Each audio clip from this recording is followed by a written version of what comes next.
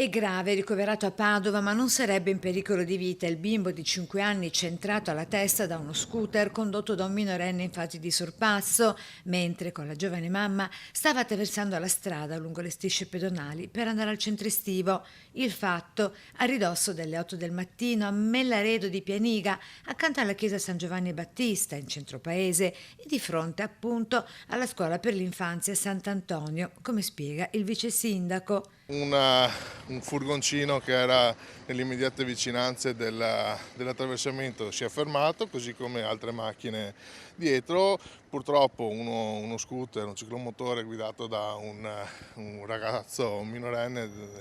ha superato sulla sinistra tutta una serie di macchine e ha incidentalmente toccato il bambino che era mezzo passo più avanti della mamma,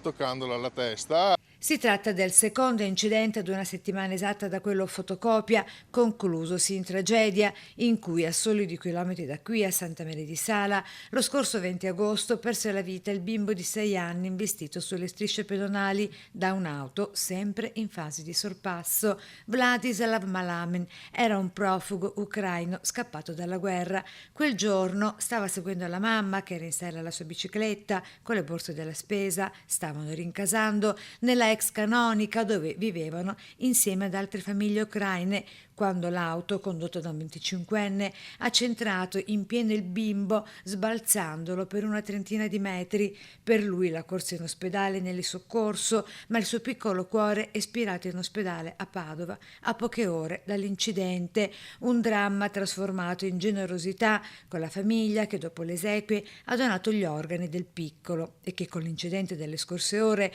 pone una riflessione obbligatoria di come rendere sicuri gli attraversamenti lungo le strisce a tutela dei più fragili, i pedoni. Ora, in via Rivale, a Mellaredo di Peniga, dove nelle scorse ore è stato investito il bimbo, il limite orario è di 50 km orari e si sta pensando di poterlo ridurre a 30 km orari. Può anche essere una soluzione abbassare il limite a 30,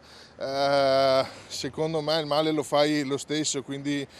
ci vogliono più forse barriere fisiche in maniera che ci sia proprio molta più attenzione per l'attraversamento pedonale, perché oggi vediamo che comunque la guida, il cellulare, la distrazione